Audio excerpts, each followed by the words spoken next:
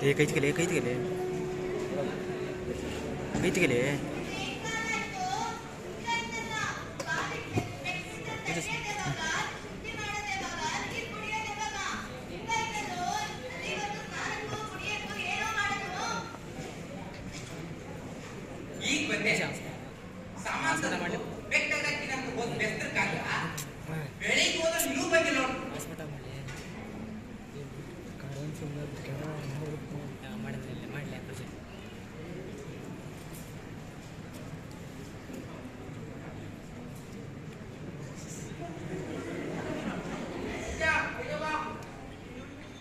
Redmi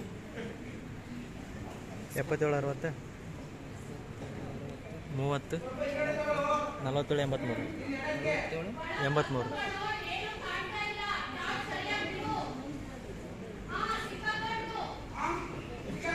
ಹಾಂ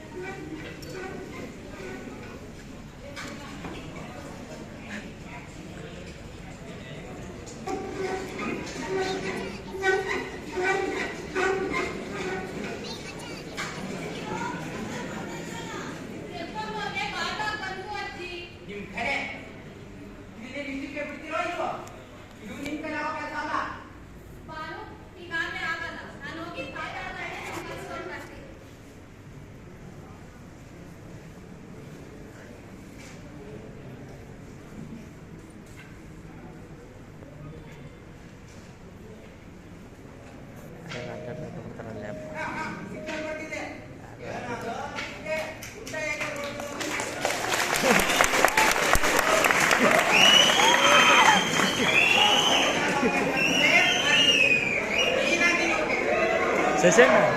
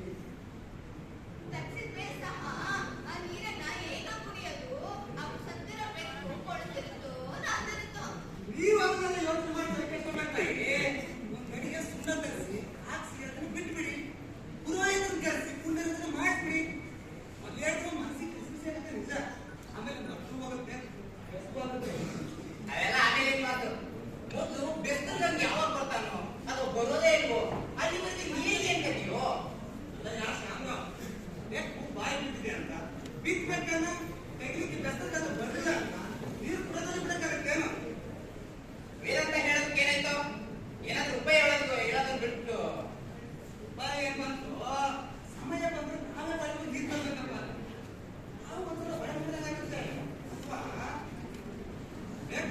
ಬಾಯಿ ಬಿಟ್ಟು ಬೇಕಾದ ತೆಗಿಲಿಕ್ಕೆ ತೆಗೆದ್ಬಿಟ್ಟು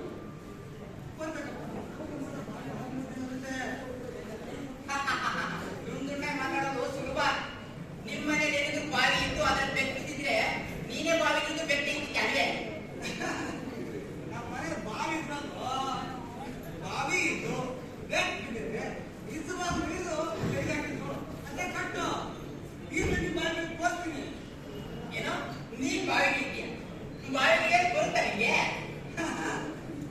ಏನ್ ಮಾತಾಡ್ತ ಕೇಳು ಬಾವಿ ಆಳ ಎಷ್ಟಿದೆಯಾ ಏನೋ ಒಂದು 20-25 ಅಡಿ ಆಳ ಇರಬೇಕು ಅಷ್ಟೇನೆ ನಾನಿದ್ದು ಬಾವಿಗಳು 50 ನೋಡು ಅಮ್ಮ ಅಳಿಸಿದ್ರು ಬಾವಿ ಬರುತ್ತಂತಮ್ಮ ಅವನೇ ಬಾವಿ ಇಳಿದು ಬೆಟ್ಟು ತಗೊಂತಾನೆ ಗಟ್ಟಿಗ ಕಡೆ ನೀನು ನೋಡಿ ಚಂದ್ರ ನಾನು ನಿನ್ನ ಹಾಗೆ ದೇವ್ರ ಕೂಡ ಬಾಯಿ ಅದೆಲ್ಲ ಬಿಡು ಅದೇನೋ ಬೆಟ್ಟದಿಂದ ಮಾತಾಡ್ತಾ ಇದ್ದೆ ಮಾತಲ್ಲಿ ಬಂದು ಈಗ ಹೂವನ್ನು ಬಾಕಿ ಕಟ್ಟು 200 ರೂಪಾಯಿ ಎಷ್ಟು 200 ರೂಪಾಯಿ ಈಗಲೇ ಮಾಡಿರ್ತದೆ ಬರೀ ಇರೋದಲ್ಲ ಇಳಿದು ಬೆಟ್ಟಿದ್ದಲ್ಲ ಹೌದು ಅದಕ್ಕೆ ನಾನು ಹಿಡಿಯೋದು ಬಾಲೋ ಇಬ್ಬರಿಗೂ ಟೀ ತಮಾರೋ ಬಾಲೋ ಹಾಗೆ ಅವನಿಗೆ ಗೊತ್ತು ನಿನ್ನ ಟೀಯಲ್ಲಿ ಸಕ್ಕರೆ ಸ್ವಲ್ಪ ಜಾಸ್ತಿ ನಾಟಕ ನಡೆಗೆ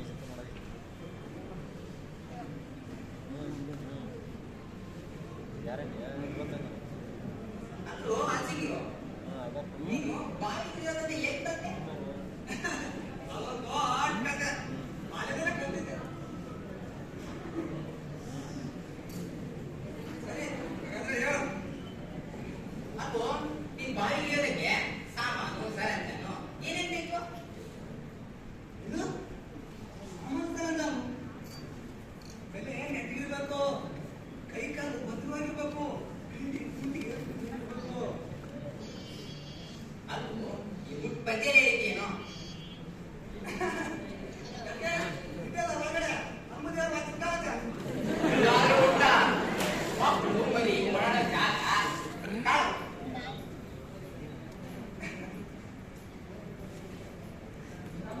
ಏ ಅಜ್ಜಿಂಗು ಅದೇನೋ ಅಜ್ಜಿರೋಣ ಅದನ್ನೇನು ಹಾಕಿದ್ದೀನಿ ಎಲ್ಲೋದ್ರೆ ಇದ್ದಿದ್ದ ಕಾರ್ಯಕ್ರಮ ಬರ್ತಾ ಇಲ್ಲ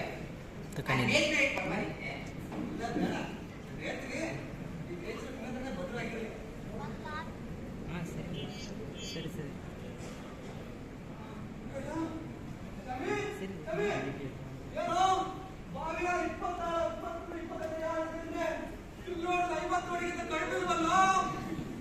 ಏನು ಕಾಲು ನಡುತ್ತಾ ಆಗಿದೆ ಏನು ಮತ್ತೆ ಮೇಲೆ ಬರೋದು ಅನುಮಾನವೋ ಹೇಗೋ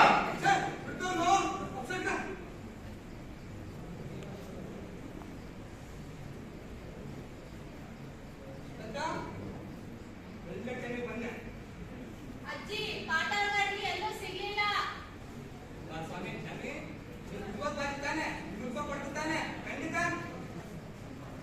ಬರೀ ಇಳಿಯೋದಲ್ಲ ಮೊದಲೇ ಹೇಳಿದೀನಿ ಇಳಿದು ಬೇಕಂತ ಅದೇ ಆದ್ರೆ ಆಗಲ್ಲ ಅದು ನಾನು ನಾಯಕರು ಹೇಳ್ತೀವಲ್ಲ ಅಭ್ಯಾಸಕ್ಕೆ ಹಣ ಸಲಹೆ ಹೋಗುತ್ತೆ ತಾನೆ ಮಗಳು ಸತ್ಯ ಬಲು ಸತ್ಯ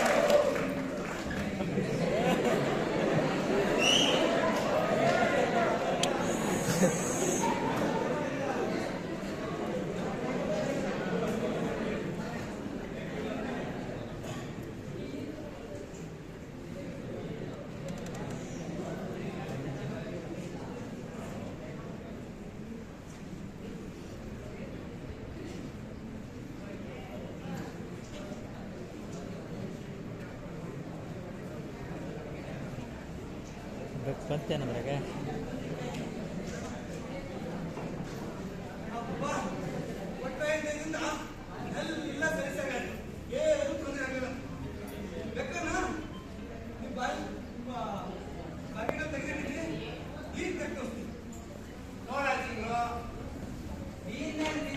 ಸತ್ತಿರೋ ಬೆಕ್ಕನ್ನ ಮುಟ್ಟಿ ನೀರ್ ಮೇಲಿಗೆ ಆಗಿರೋದಾದ್ರೆ ನೋಡಿ ನಾವು ಮೇಲಿಗೆ ಆಗ್ಬೇಕೆ ಈಗಾಗಲೇ ಅದರ ವಿಲೇವಾರಿ ಇತ್ಯರ್ಥ ಆಗಿದೆ.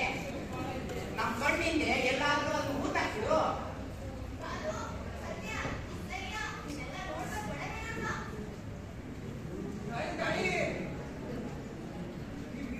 ಎಷ್ಟು ಗಮನ ಪಟ್ಟಿದ್ದೀರಿ ಮೇಲೆ ಗುರುಪದ ಸುಮ್ಮನೆ ಕೊಟ್ಟಿದ್ದೀರಿ ಅಂದ್ಮೇಲೆ ಇದರ ಪ್ರಥಮ ನೋಡು ಅದೆಲ್ಲ ಬೇಡ. ನಾವು ಕಾರ್ಯದಲ್ಲಿ ಹೇಳ್ತೀವಲ್ಲ ಆತ್ಮಹತ್ಯೆ ಅಂತ ಅಪರಾಧ ಉತ್ಪನ್ನವಾಗಬೇಕಂದ್ರೆ ಕಣ್ಣಲ್ಲಿಗಿರ್ಬೇಕು ಹೊರಗೆ ಅಂತೆ.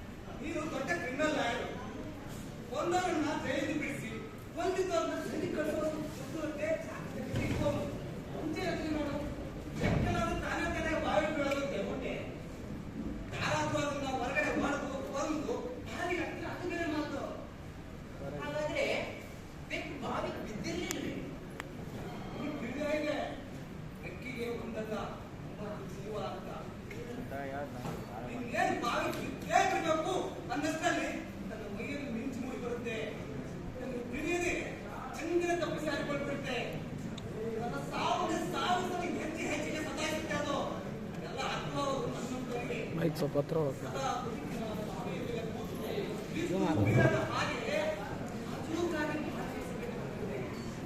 ಮತ್ತೆ ಬಾವಿ ಹೇಳ್ದ ಬಾವಿ ಬಿದ್ದಿರೋದನ್ನ ನಾನು ಕಣ್ಣಾರೆ ನೋಡಿದೆ ಅಂತ ಅವ್ರು ಹುಡುಗ ಹೇಳ್ತಾನೆ.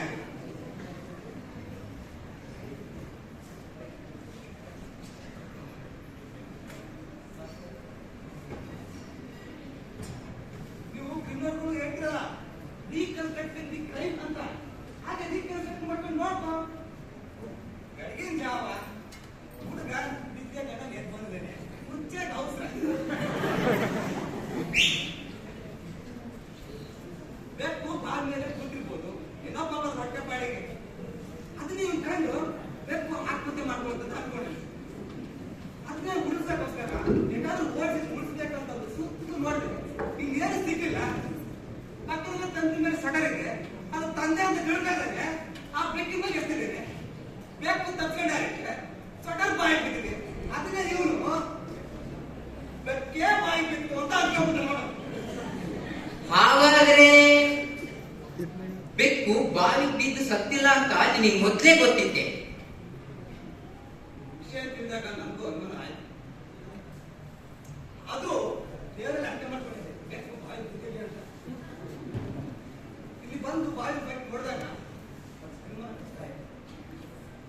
ಬಾವಿಗೆ ಬಿದ್ದಿಲ್ಲ ಅಂತ ಗೊತ್ತಿದ್ರು ನಮಗೆ ಹೇಳೇ ಇದ್ದಿದ್ದು, ಮೇಲೆ ಬಾವಿಗೆ ಇಳಿದಿದ್ದು. ಲೋ ಹೇಗರಿ, ಏನು ಇದು ಮಂಗಾಟ? ಅದು ಈ ವಯಸ್ಸಲ್ಲಿ ಅದೆಲ್ಲ ಕಟ್ಟಡ ನಿಯಮಕ್ಕೆ ತೆಗಿತೆ 200 ರೂಪಾಯಿ ಹೊತ್ತ ಬರ್ಬೇಕಲ್ಲ. ವಿಷಯ ಹೀಗಿದೆ ಅಂತ ಒಂದ್ ಮಾತು ಹೇಳಿದಿದ್ರೆ ಇಷ್ಟೆಲ್ಲ ಬಜೆಟ್ ಕೂಡ ಬೇಕಾಗಿತ್ತೇನಪ್ಪ. ನಾವೇ ದೂರಲ್ವಾ? ಯಾವ 200 ರೂಪಾಯಿ?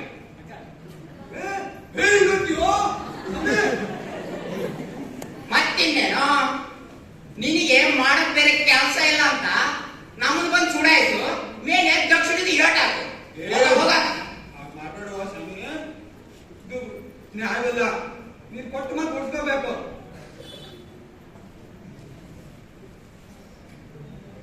ಅಲ್ಲಯ್ಯ, ಇದ್ದಾಗ 200 ರೂಪಾಯಿದಾಗ ಅರ್ಥ ಕೊಡ್ತಂದ್ರೆ ಹೆಂಗೆ ಹೇಳ? ಅಲ್ವೋ, ನೀನು ಬಾವಿಗಿಳಿಯೋದು, ಬೆಕ್ಕಿನ ತೆಗೆದಾಕೋದು, ನಾನ್ ನಿನಗೆ 200 ರೂಪಾಯಿ ಕೊಡೋದು ಅಂತ ತಾನೇ ಕರಾರಾಗಿದ್ದು. ನೀನು ಬಾವಿ ಇಳಿದೆ, ಆದ್ರೆ ಬೆಕ್ಕಿನ ತೆಗೆದಾಕಿಲ್ಲ. ಆಗಿದ್ಮೇಲೆ ನೀನು ಇಳಿದಿದ್ದ ಕೆಲಸವನ್ನ ಮುಗಿಸ್ತಿಲ್ಲ. ಹಾಗಾದ್ರೆ ನಿನಗೆ ಸಂಭಾವನೆ ಕೊಡೋ ಪ್ರಮೇಯವೇ ಇಲ್ಲ.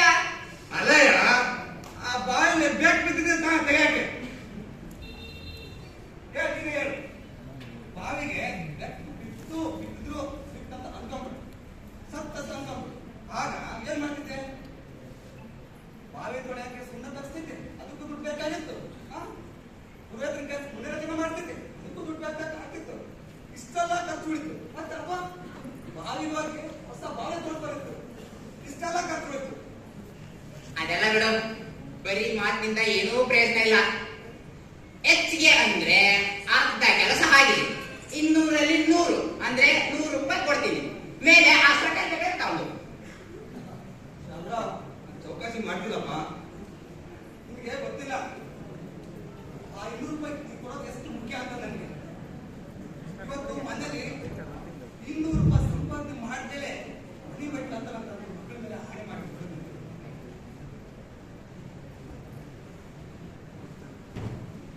ಅಲ್ವೋ, ನಿನಗೇನು ಕನಸು ಬಿದ್ದಿತ್ತೆ ನಮ್ಮ ಮನೆ ಬಾವಿಲಿ ಬೆಕ್ಕಿದ್ದು ನಾವೆಲ್ಲ ಒದ್ದಾಡ್ತಿದೀವಿ ಅಂತ? ನೋಡ್ದ ಸ್ವಾಮಿ, ನಂದು ಏನ್ ಕೂತಿದೆ ಅಂತ. ಮನೆಗೆ ಮಗಳು ಹೆರಿಗೆ ಬಂದಿದ್ದಾಳೆ, ತಾಯಿಲಿ ತಪ್ಪಲಿ ತಾವು ದಿಕ್ಕಿಲ್ಲ ಅಂತ ಅನ್ಸಬಾರ್ದಂತ ನಾನೇ ಕನ್ಸ್ಕೊಂಡಿದ್ದೀನಿ. ಹೊಸ ಮಗು, ಹೊಸ ಸಿಗೋ ಭೂಮಿ ಬರೋದಿದೆ. ಕೈಯಲ್ಲಿ 1 ರೂಪಾಯಿ ಬಿಡ್ಗಾಡ್ಸಿದೆ. ಹೇಗಾದ್ರೂ ಮಾಡಿ 100 ರೂಪಾಯಿ ಸಂಪಾದನೆ ಮಾಡ್ಲೇಬೇಕಾಗಿತ್ತು. ಈ ಕಳ್ತನ ಭಿಕ್ಷಾಟನೆ ಮಾಡಿಬಿಟ್ಟು ಹೇಗಾದ್ರೂ 100 ರೂಪಾಯಿ ಸಂಪಾದನೆ ಮಾಡಲೇಬೇಕು. ಹಾಗಾಗಿ ನಿನ್ನ ಹತ್ರ ನಾನು ಬಂದಿದ್ದು. ನಂಬೋಕಾಗಿರೋದನ್ನ ಮಾಡಿ ತೋರಿಸ್ಬಿಟ್ಟೆ ಸಿಂಗ್ಳು. ಪ್ರಚಂಡ ಕಣೆ ನೀನು. ಇವತ್ತಿನ ಕೈ ಕುಲುಕ್ಬೇಕು ಅಂತ ಅನಿಸ್ತಾ ಇದೆ.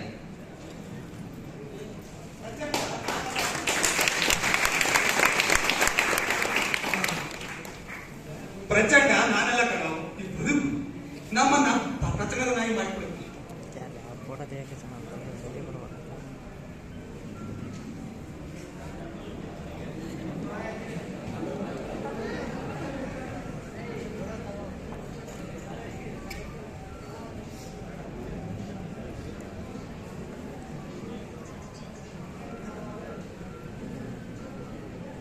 ವಿಷಯ ಹೀಗಿದೆ ಅಂತ ಒಂದ್ ಮಾತು ಹೇಳ್ಬೋದಿತ್ತಲ್ಲ. ನಾವ್ ಅಷ್ಟು ದೂರ ಆಗಿದ್ಮೇಲಪ್ಪ ನಿಂಗೆ. ನಾನೇ ನಿಂಬಾಗಿದ್ದೆ ಅದೇ. ಸಮೀರ್, ಏನೋ 200 ರೂಪಾಯಿ ಕರೆಕ್ಟಾಗಿ ಆಗಿತ್ತು. ನೀನು ನೋಡಿದ್ರೆ ಇಲ್ಲಿ 100 ರೂಪಾಯಿ 3 ನೋಡ್ಬೇಕಲ್ವಾ? ಏನು 3 ಇದೆಯೇ? ಎಲ್ಲೋ ತಪ್ಪಾಗಿರಿಸಿದೆ ಅಂತ ಕಾಣಿಸುತ್ತೆ. ಇಲ್ಲಿ ಇಟ್ಕೋ. ಆ 3ನೇದು ನೀನು ಹುಟ್ಟೋ ಮಗುನಿಗೆ ನಾನು ಪ್ರೆಸೆಂಟೇಶನ್ ಅಂತ ತಿಳ್ಕೋ. ಪ್ರೆಸೆಂಟೇಶನ್ ತಿಳಿಯೋದಕ್ಕೆ ನನ್ನ ಮೊಮ್ಮಗನಿಗೆ ಇನ್ನೂ 8 ವರ್ಷ ಬೇಕಾಗುತ್ತೆ. ಅಲ್ಲಿವರೆಗೆ ಬಹಳ ಬೇಡಪ್ಪ ನನಗೆ. ಮುಂದೆ ನೀನೇ ಮೊಮ್ಮಗನಿಗೆ ಕೊಡುವಂತೆ ಇಟ್ಕೋ.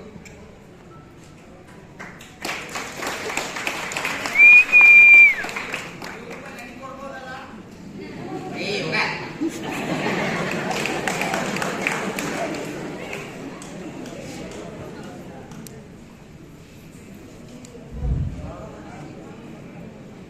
ಅಜ್ಜಿ ಏನು ಪುರಾಣ ಹೀಗೆ ಹೊರಟ್ಯಾ? ಹೂವು ಹಣ್ಣು ಎಲ್ಲ ಎಲ್ಲಿ? ಪುರಾಣ ಗಿರಾಣ ಏನು ಇಲ್ಲ. ಅವ್ರ ಮನೆಗೆ ಈ ತರ ಸಂದರ್ಭ ಇರುವಾಗ ನಾ ಹೆಂಗ್ ಪುರಾಣಕ್ಕೆ ಹೋಗ್ಲಿ? ಅವ್ರ ಮನೆಗೆ ಈ ಸಂದರ್ಭ ಇದೆ, ಹೋಗಿ ನೋಡ್ಬರ್ತೀನಿ. ನೋಡ್ರಿ ಸ್ವಾಮಿ, ನೋಡ್ರಿ ನನ್ನ ಮೊಮ್ಮಗ ಎಷ್ಟು ಪುಣ್ಯವಂತ. ಒಬ್ಬ ದೊಡ್ಡ ಕ್ರಿಮಿನಲ್ ಲಾಯರ್ ತಾಯಿ ಕೈಯಿಂದ ಈ ಭೂಮಿಗೆ ಬರಲಿದ್ದಾನೆ. ಅವನು ಎಷ್ಟು ಪುಣ್ಯವಂತ. ನಾನು ಇನ್ನು ಹೋಗಿ ಬರ್ತೀನಪ್ಪ.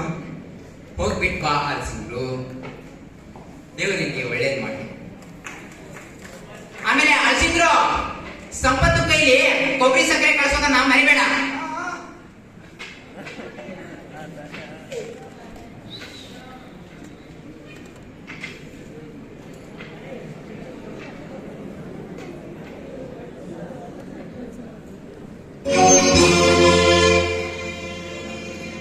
ಬದುಕು ಜಟಕ ಬಂಡಿ, ಬದುಕು ಜಟಕ ಬಂಡಿ, ವಿಧಿಯದರ ಸಾಹೇಬ. ಕುದುರೆ ನೀ ಅವನು ಪೇಳ್ದಂತೆ ಪಯಣಿಗರು, ಕುದುರೆ ನೀ ಅವನು ಪೇಳ್ದಂತೆ ಪಯಣಿಗರು. ಮದುವೆಗೋ ಮಸಣಗೋ ಹೋಗೆಂದ ಕಡೆಗೋಡು, ಪದ ಕುಸಿಯ ನೆಲವಿಹುದು ಮಂಕು ತಿಮ್ಮ, ಪದ ಕುಸಿಯ ನೆಲವಿಹುದು ಮಂಕು ತಿಮ್ಮ, ಪದ ಕುಸಿಯ ನೆಲವಿಹುದು ಮಂಕು ತಿಮ್ಮ.